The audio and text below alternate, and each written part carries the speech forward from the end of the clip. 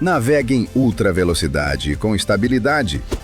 Venha para CJNet, internet 100% fibra óptica para você acessar suas redes sociais favoritas, assistir em 4K nas suas plataformas de streaming, jogar e fazer seus downloads, planos a partir de R$100 mensais, internet limitada sem limite de tráfego, o melhor suporte técnico e garantia de velocidade contratada. Assine já, ou ligue no WhatsApp, ou vá em nosso escritório. Venha para CJNet, a internet perfeita para você. Olá, Maria! Sejam muito bem-vindas ao 4º episódio do Fala Dona Maria. E eu quero lembrá-los que esse podcast é um oferecimento da CJNet, a internet que te faz navegar em ultra velocidade. E assinando o pacote de R$ 119,99, você escolhe entre Disney Plus ou HBO Max. Então, acesse a CJNet, procure a CJNet, a Cecília, e assine já o seu plano. E hoje nós estamos aqui com uma convidada muito especial. E ela é secretária de Educação de Ibiraçu pela 2ª vez, já foi secretária de Ação Social, secretária de Assistência Social, chefe de gabinete do IEMA, conselheira estadual de educação, é formada em psicologia pela UFES e é especialista em infância e educação inclusiva, além de mãe, esposa e avó. Currículo extenso e muito qualificada. Seja muito bem-vinda, Valéria Rosalém. Obrigada pelo convite. Eu estou muito feliz de ter a oportunidade de estar aqui, para que as pessoas conheçam, um pouquinho sobre mim e sobre o trabalho que a gente realiza na Secretaria de Educação. Foi um pouquinho difícil, ajustar a agenda, mas eu sempre digo que é tudo no tempo de Deus. Se era para ser hoje, é hoje que eu estou aqui. Que bênção! E eu queria já começar com uma pergunta que eu sempre faço para as minhas convidadas e eu acho muito importante. Quem é Valéria para você? Você disse uma coisa ali muito importante, Você falou do meu currículo, mas eu acho que o mais importante é para mim, ser esposa, ser mãe e ser avó. E as pessoas, ultimamente, elas têm dito que eu mudei muito depois que eu tive os meus netos. Mas eu vou contar aqui para vocês uma coisa que poucas pessoas sabem. Em 2010, eu tive câncer de mama. E as pessoas costumam dizer que Deus toca a gente na dor, E eu sou uma pessoa de muita fé. Mas eu não posso dizer que eu firmei uma aliança com Deus quando eu tive câncer de mama. Deus era muito presente na minha vida, naquela época. Ele me concedeu a cura. Mas eu não firmei essa aliança. Em 2018,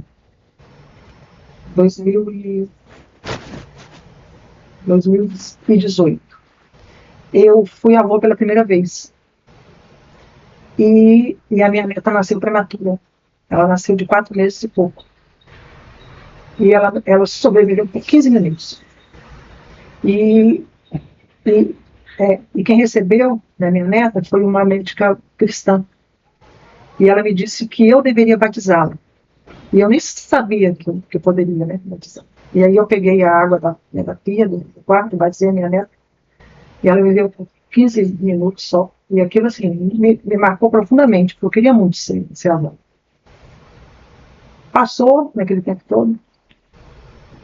Foi muito difícil esperar aquilo. Minha filha casou. E minha filha engravidou em maio de 2024. Em junho ela perdeu o bebê.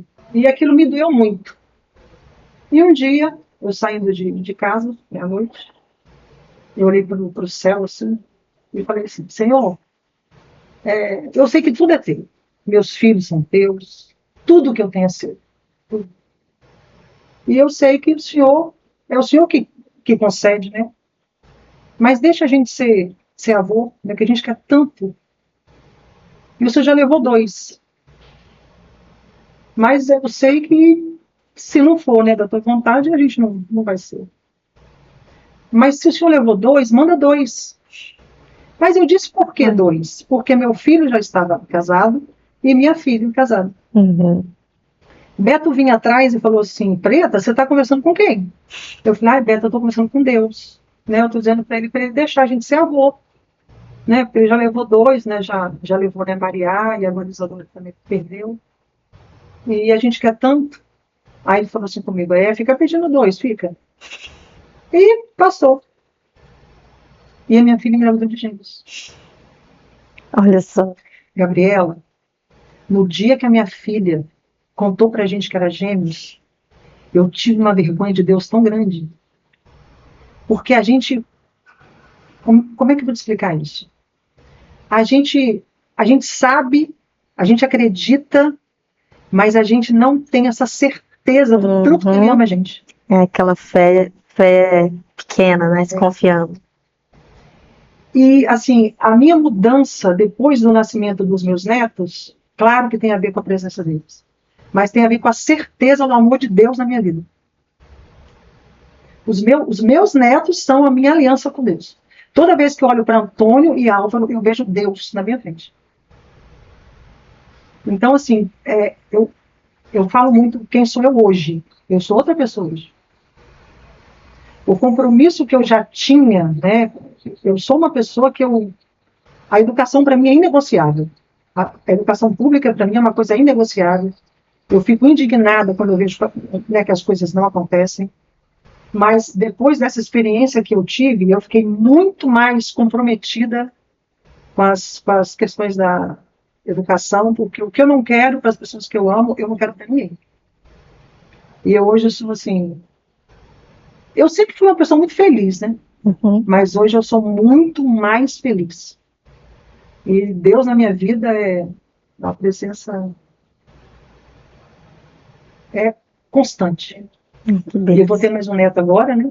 Que eu vou ter mais o bênção. Rodrigo, que nasce até 15 de maio, né? Eu tiro férias em maio para ir ficar com eles, em Sete Lagoas, e assim, eu só benção no meio dele. Ai, que bênção. Não posso reclamar. E você falou sobre uma questão muito importante, que você falou que a educação para você é inegociável. E eu queria falar um pouquinho do antes. Você teve já uma trajetória antes, e eu queria saber o que te trouxe, o que te fez chegar à era da educação. É uma história muito engraçada. Isso começou, né? Eu tenho certeza que desde que eu era criança. Eu fui uma criança muito difícil na escola. Eu dei muito trabalho, né? E, né, naquela época ninguém entendia o que era uma criança, né, que dava muito trabalho, né? Minha mãe era chamada na escola diariamente. E na época, né, o médico dizia que eu tinha disritmia, era o nome que eles davam, né, para isso. Eu fui avançada, né, porque eles né, diziam que eu era muito inteligente. Mas, na verdade, o que eu tinha desde aquela época era TDAH. E não era diagnosticado. Então, assim, eu sofri muitas falas que hoje em dia, né, a gente não comete mais. Né, como, né, você não vai dar em nada, você não aprende... porque eu fui muito bem até o terceiro, na terceira série na época, a quarta série, né? Mas depois eu passei a ter muita, né, dificuldade na matemática, por exemplo. E aí eu ouvia muitas vezes, né? Eu ouvia assim, olha, né, você não vai dar para nada. Enquanto colegas meus liam um texto uma vez, eu tinha que ler 10, porque eu me perdia, né, no texto. E eu acho que isso foi me indignando muito, a forma como eu era tratada. E eu acho que isso foi me levando muito para questionar, né, a forma que o professor me tratava, né, que tratava, né, alguns colegas. E eu fui caminhando muito para esse viés. Né. Aí eu fiz né, o curso de psicologia, mas sempre pensando em trabalhar com a educação. Tanto que o meu estágio foi numa creche no Morro do Quadro, né, Vitória. Depois de formada, né, eu fiz parte de uma cooperativa de educação.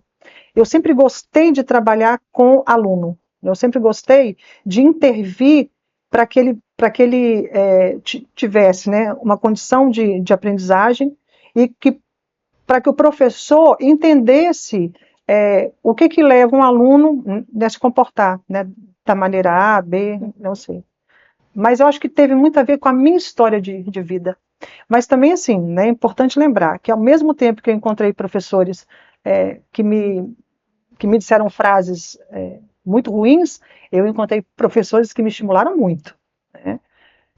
Por isso que eu tenho certeza que eu estou hoje, né, onde eu estou. Porque ao mesmo tempo que alguns me desestimularam, outros, né, me disseram não, né, né, o mundo é seu, né, basta que você lute pelo que você quer. Uhum. E você, inclusive, já entrou um pouquinho nessa outra pergunta que eu ia te fazer. O que que você acha que essas outras áreas que você já trabalhou, que você já abordou, trouxeram para a forma que você enxerga e que você lida com a educação hoje? Né?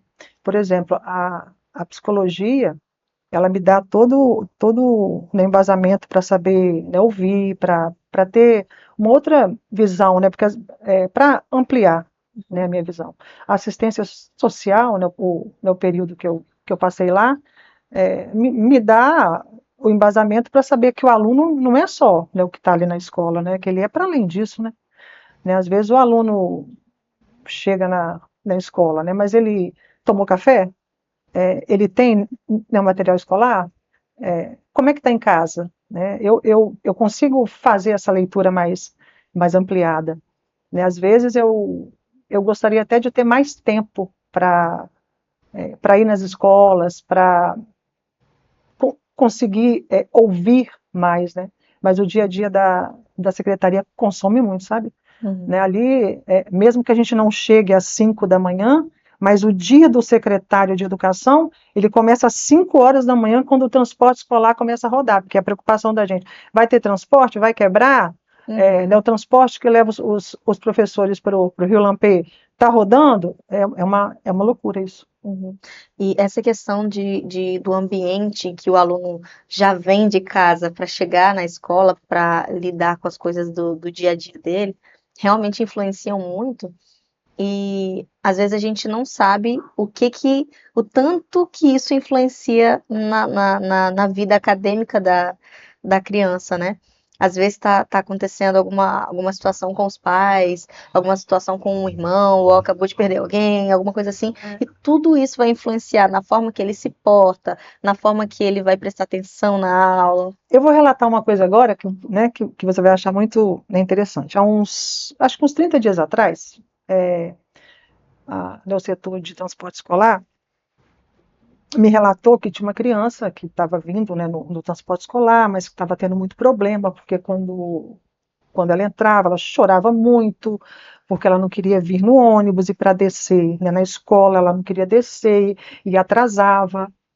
E eu falei, nossa, gente, né, que estranho.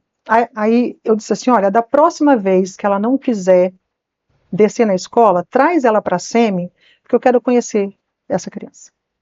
E aí aconteceu dela não querer descer e trouxeram. Aí ela chegou lá, eu me apresentei, perguntei se ela queria conversar comigo, porque eu queria conhecê-la. Aí ela foi para minha sala. Um doce a criança. Aí eu comecei a conversar com ela, né, para conhecer, né, para entender, pedi para ver, né, os cadernos, uma letra, um vocabulário para a idade dela. Aí eu vi que dificuldade de aprendizagem não tinha nenhuma. Gostava da escola, tinha, né, amigos. Eu falei, meu Deus, mas aonde que está o problema, né? Aí fui conversando, me apresentando, falei dos meus netinhos, né, mostrei as fotos para ir quebrando gelo. E fui tentando que ela confiasse em mim para me contar o que estava acontecendo. Você não vai acreditar. Até que, por fim, ela me contou que ela tinha 2 cachorrinhos. E os pais precisaram dar os cachorros, porque estava tendo, né, uma questão, né, enfim. E que uma das cachorras ia com ela até o ponto de ônibus.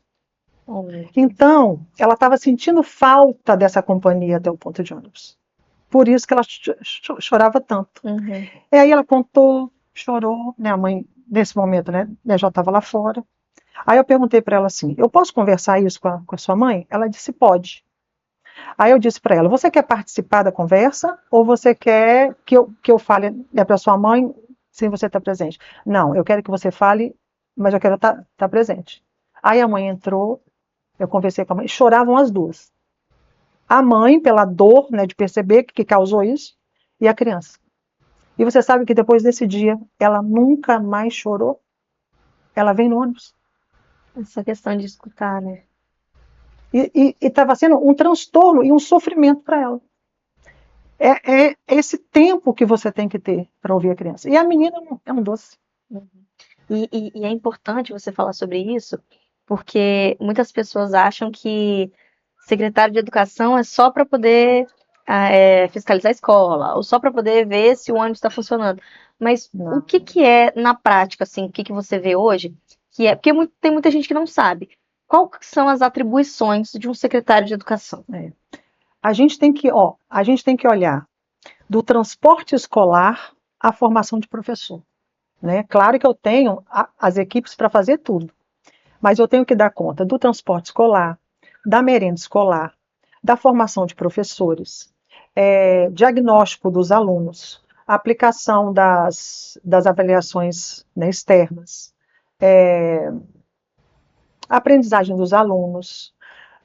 A educação, ela é feita no dia a dia e por várias mãos.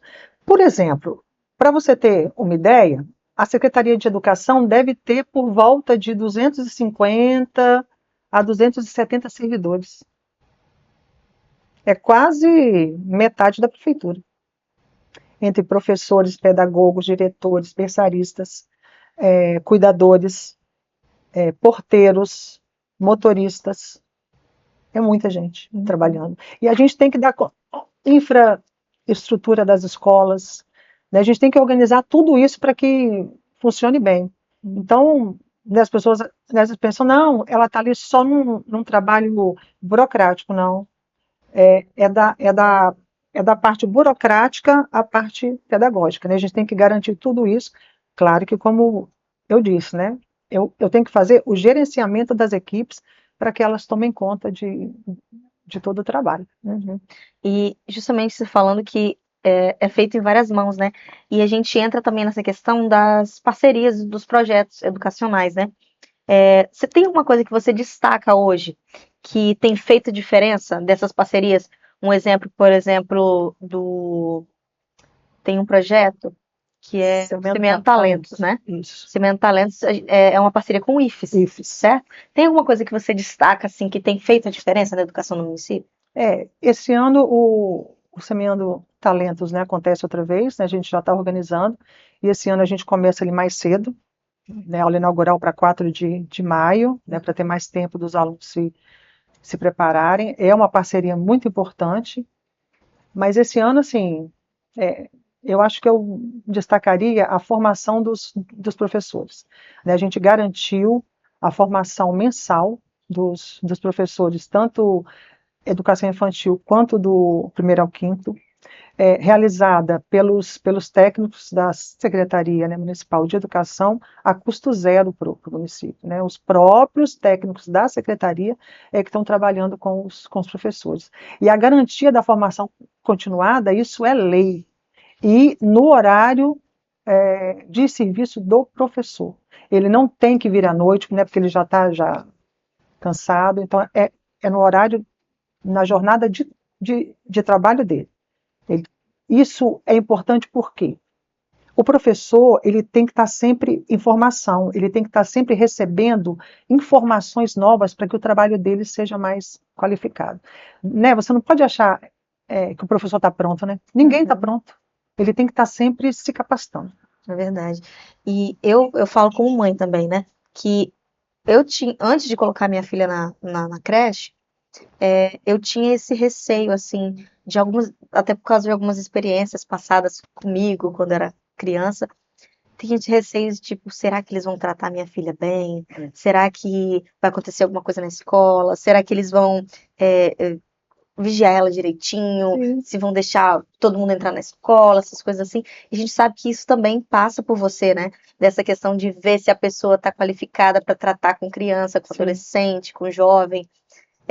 Como é que você vê essa questão na sua relação de... Porque eu acho que você conhece, né? Você vai ver, nessa formação dos professores, você vai ver o perfil da pessoa, até por causa da psicologia, ver o perfil da pessoa, de trabalhar com criança. Como é que você vê o seu papel nisso?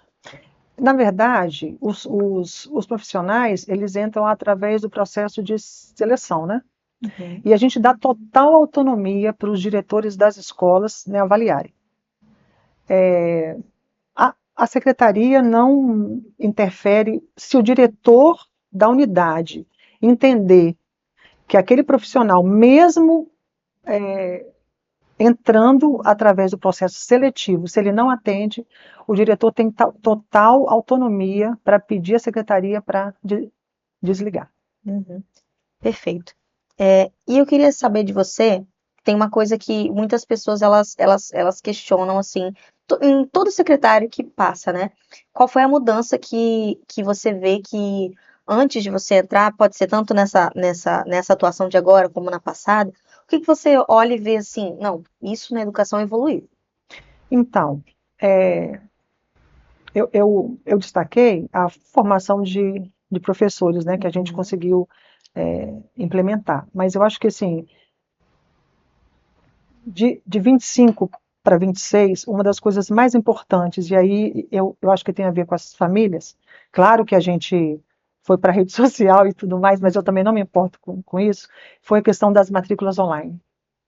Facilitou demais, gente, foi muito bom. Tinha família que pagava 350 reais para ficar na fila, para ficar de noite. E a gente conseguiu acabar com isso, né? A gente fez o remanejamento interno dos alunos que já eram da rede, e os pais iam para o CISP e faziam matrícula, pronto, acabou. Claro que teve gente, né, que reclamou, porque eu não sei mexer, mas não é coisa nova, gera isso mesmo, né? Gera não desconforto, mas eu acho que para esse ano já vai estar muito mais tranquilo. E o papel do servidor público é garantir mais tranquilidade para as famílias, né? Uhum. Para vocês foi muito melhor, para a gente também foi muito melhor.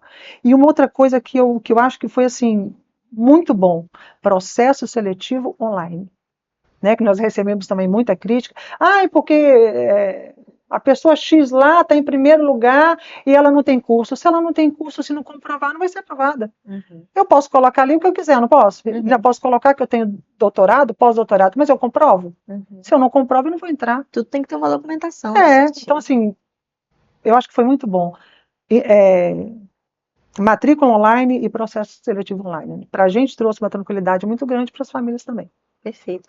E a gente falou um pouco do papel dos servidores, mas agora passando para as famílias.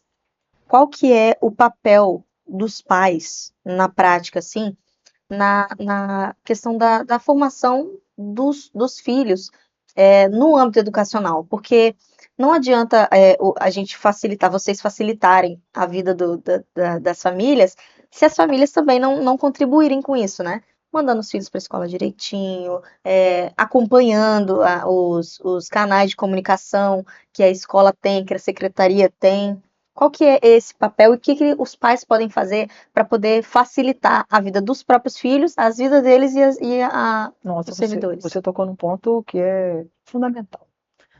A escola não faz educação sozinha. Né? A gente enfrenta assim, problemas que parecem que não existem, né? Mas a gente enfrenta problema de toda a ordem, de diretor ter que ligar para a família porque o aluno está 15 dias fora da escola. Do setor do transporte escolar ter que ligar porque a família não está no ponto para receber a criança. Para diretor ligar para a família porque a família está mandando uma criança de 10 anos buscar uma criança de 5 na escola. Assim, são coisas que parece que não existem, né? Mas existe. Uhum. Você imagina uma criança que a família sequer abre a agenda dela. Uma criança que pai e mãe sequer acompanha as atividades da escola. A família, o papel dela é mostrar a importância que a escola tem na vida dela. Então, quando você abre uma agenda, quando você senta para fazer uma tarefa, numa pesquisa da escola, você está dizendo assim, olha, estudar é importante. A sua escola é importante. Se você não faz nada disso, você está dizendo para a criança que aquilo não importa. Então, se a família não andar junto com a gente, não funciona. Não adianta dizer depois, porque a escola não fez. A escola pode até não estar fazendo, mas se você não acompanhar, você não vai nem saber que a escola não faz. É verdade. Tem que andar junto. E, Valéria, a gente falando sobre as escolas, eu queria entrar num assunto que, inclusive, foi assunto de algumas matérias por trás agora, que surgiram nas notícias, que eu não sei se isso, você pode até esclarecer pra gente, se isso também passa por vocês, a questão da segurança nas escolas. Porque a gente sabe que aconteceu um tempo atrás a questão na escola de Coqueiral, teve uma escola também agora em Suzano, que entrou um rapaz lá, e teve um movimento esse tempo atrás, até por causa aquela coisa aquela tragédia que aconteceu em Coqueiral, até é difícil falar. E muitas famílias até aqui em Miraçu ficaram preocupadas, né? A gente escuta boatos, né, que surgem. Ai, tem carro andando aqui, tem gente querendo entrar na escola, estão ameaçando entrar assim. Essa questão da segurança nas escolas passa por você também? Passo. Como é que você tem conversado também com o poder público para poder melhorar essa questão? Vocês têm conversado sobre isso? Passa sim. Né, a gente, nas escolas agora, todas elas, né, tem um porteiro. Né, o que a gente instruiu, né? Qualquer movimentação diferente, eles acionam a PM.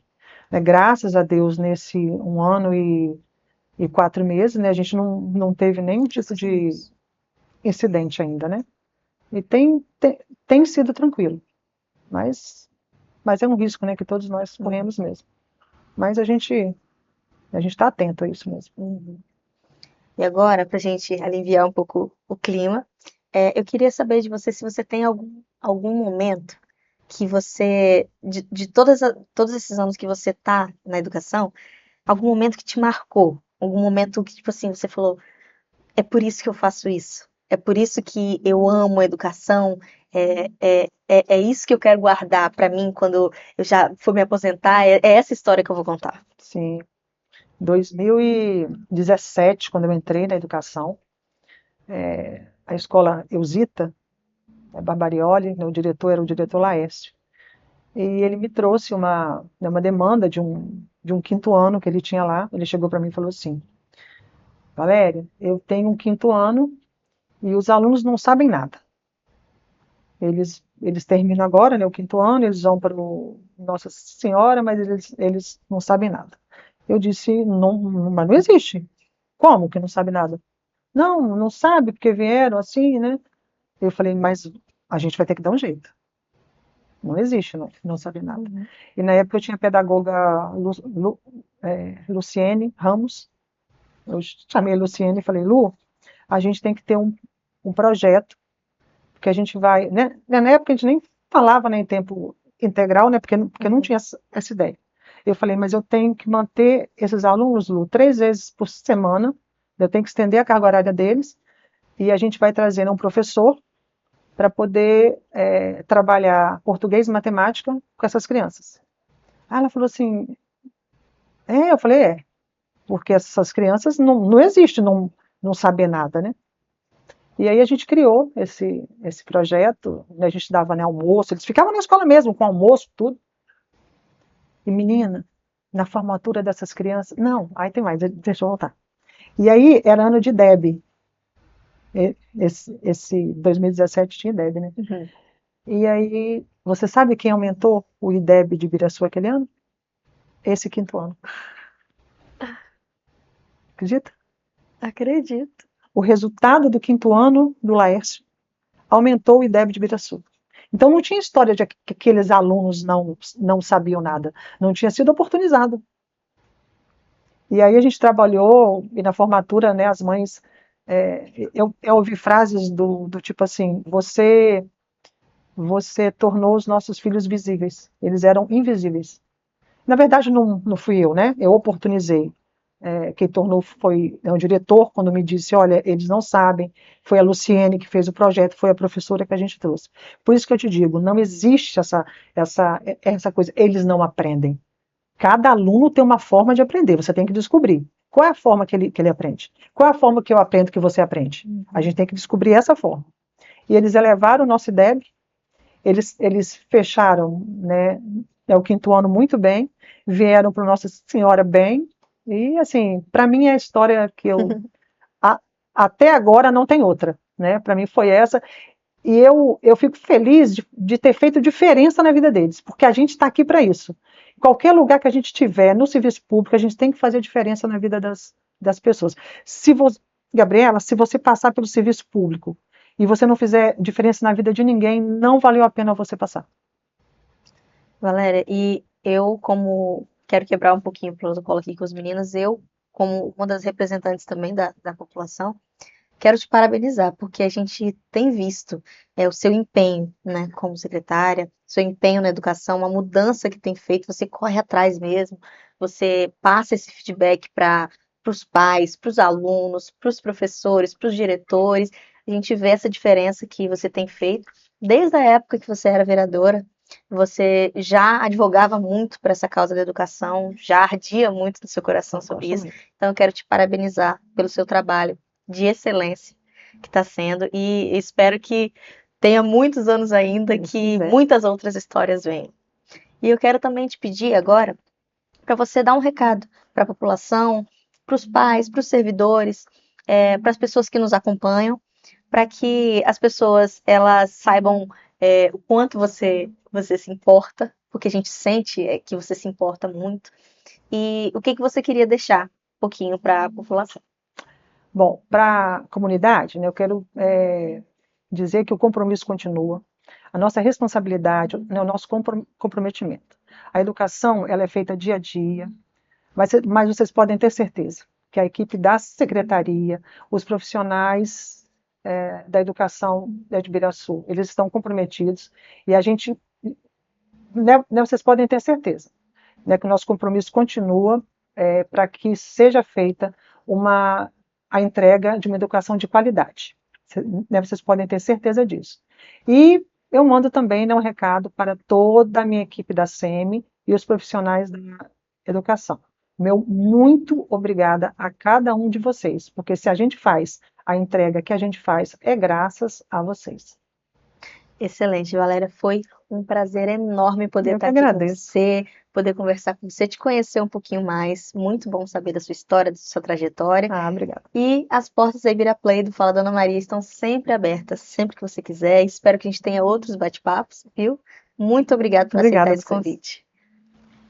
Pessoal, esse foi o 4º episódio do Fala Dona Maria. Muito obrigada pela sua audiência, obrigado por nos acompanhar até aqui. Se inscreva no canal, deixe o seu like, ative as notificações e até o próximo episódio. Tchau, tchau.